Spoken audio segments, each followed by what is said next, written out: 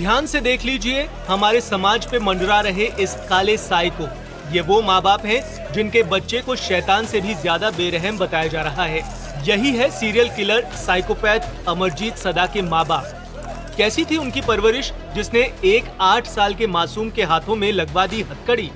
क्या कर रहे थे ये लोग जब इनका बच्चा सरेआम छोटी बच्चियों को मौत के घाट उतार रहा था? क्या इनकी कोई जिम्मेदारी नहीं थी कि अपने बच्चे को सही गलत का फर्क बताते? क्या ऐसे लोगों को समाज में जगह मिलनी चाहिए?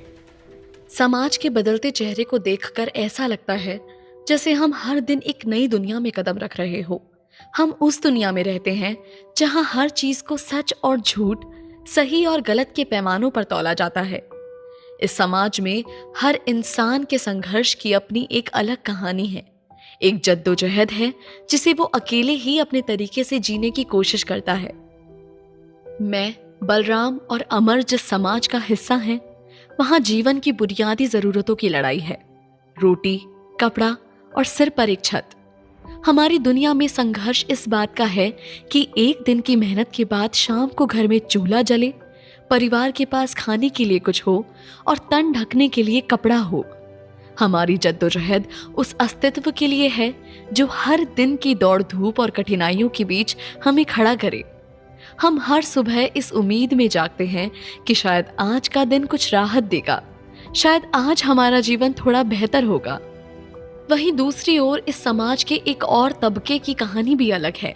शहर में रहने वाले लोग जिनके पास इन चीजों की कमी नहीं है, उनका संघर्ष रोटी कपड़े से अलग एक और स्तर पर होता है।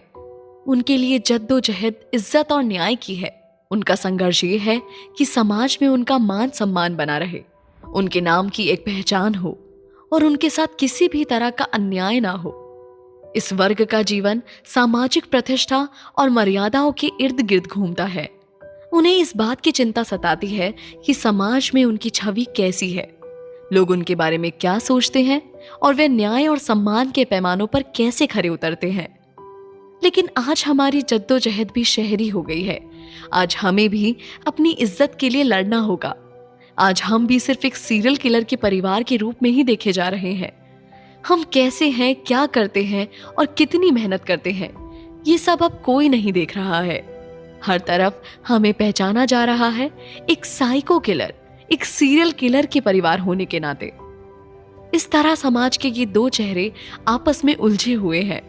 इन दोनों दुनियाओं में भले ही संघर्ष का रूप अलग हो, पर दोनों की जद्दोजहद की गहराई और उसकी कीमत एक जैसी है।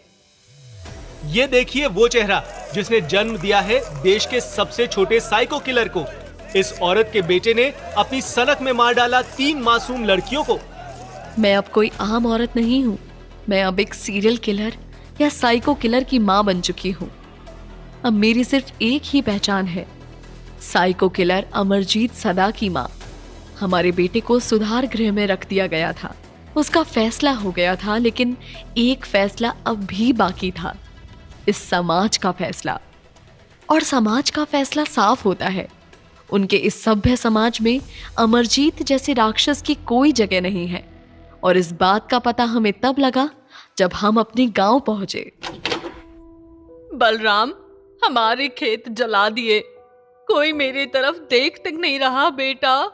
कह रहे हैं तुम्हारा पोता इतना बेरहम हत्यारा है। सब अमर को पागल बोल रहे हैं यहाँ। अपनी सास की बात सुनकर मेरे दिल को फिर एक धक्का लगा। अब तो लगता है कोई अगर एक शब्द और बोलेगा तो मेरा दिल निकलकर हाथ में आ जाएगा और धड़कना बंद कर देगा। मुझे ऐसे लगा जैसे दिल में एक और गहरी दरार पड़ गई हो, जैसे कोई मीठे पानी का प्याला अचानक से किसी नुकीले पत्थर से टूट गया हो। क्या ये सच था? क्या हमारे बेटे का नाम ही अब बुराई और घृणा का पर्याय बन चुका था? क्या ये हमारी सजा थी जो हमें बेमन से जीने के लिए दी जा रही थी? मुझे समझ आ गया था कि अब इस गांव में रहना हमारे लिए मुश्किल हो जाएगा। हमारा यहाँ से कहीं दूर चले जाना ही सही होगा। मैं चुपचाप अपने कमरे में चली गई और सामान समेटने लगी। हर चीज जैसे अचानक बिना कारण भारी लगने लगी थी। घर की दीवारों से अब वो पुराने रिश्तों की गूंज नहीं सुनाई देती थी जो कभी हमें सुकून दिया करती थी। अब इन दीवारों से बस दर्द और तिरस्कार की गूंज आ रही थी। पारुल, क्या कर रही हो तुम? हमारा यहाँ से चले जाना ही ठीक होगा। अब हम कोई आम परिवार नहीं रहे, हम एक सीरियल किलर का परिवार हैं और ये समाज हमें कभी नहीं अपनाएगा।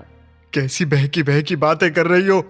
नहीं बलराम, ये सभ्य समाज किसी को भी जब सीरियल किलर या साइको किलर का टैग देता है ना, तो उसे कोई भी मौका नहीं मिलता।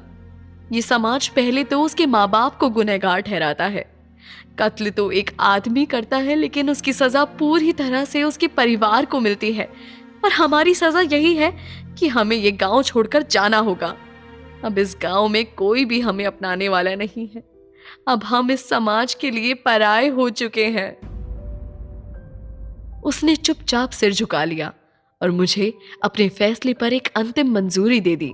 मैंने कोर्ट के बाहर ही ये देख लिया था कि एक सीरियल किलर और उसके परिवार के साथ समाज किस तरह बर्ताव करता है। वो दृश्य अब भी मेरी आंखों के सामने था जब हम कोर्ट से बाहर निकले थे। उस दिन डॉक्टर मैडम ने बहुत अच्छे से समझाया था कि समाज किस तरह से सीरियल किलर्स के परिवार को बर्बाद कर देता है। ये सीरियल किलर या साइको किलर्स हमारे ही समाज का हिस्सा होते हैं। बस ये किसी ऐसे तबके से आते हैं जहां इन्हें कोई सराहता नहीं है। ये खुद में इतने बंद हो चुके होते हैं कि इन्हें सही और गलत का कुछ पता नहीं चलता। ये नहीं जानते कि जो हत्याएं ये कर रहे हैं उन लोगों का तो इनके जीवन की कठिनाइयों में कोई हिस्सेदारी नहीं है। वो इनकी बेबसी के जिम्मेदार नहीं है। लेकिन समाज, हमारा समाज इन्हें ये जताने में लग जाता है कि ये सीरियल किलर्स हैं। इनसे और इनके परिवार के रहने से ये समाज गंदा हो रहा है। एक बार सीरियल किलर या साइको किलर का टैग मिल जाए, फिर कोई भी व्यक्ति दोबारा अपनी नॉर्मल लाइफ में वापस नहीं आ पाता। और समाज की ऐसी ही चीजें कई बार उनके परिवार से एक और सीरियल किलर निकाल देती हैं। डॉक्टर मैडम ने तो समझा दिया था, लेकिन शायद किसी को ये बात तब तक समझ नहीं आएगी जब तक वो खुद इस पर विचार नहीं करेंगे। एक सीरियल किलर और उसके परिवार को समाज में कोई जगह नहीं मिलती। आज हमने ना सिर्फ अपना बेटा खोया है, बल्कि अपना घर, गांव, खेत, काम सब खो दिया। अब हम उस स्थिति में थे जहां हम अपनी अस्मिता को फिर से खोजने के लिए भटक रहे थे। क्या यही हमारी नियति थी?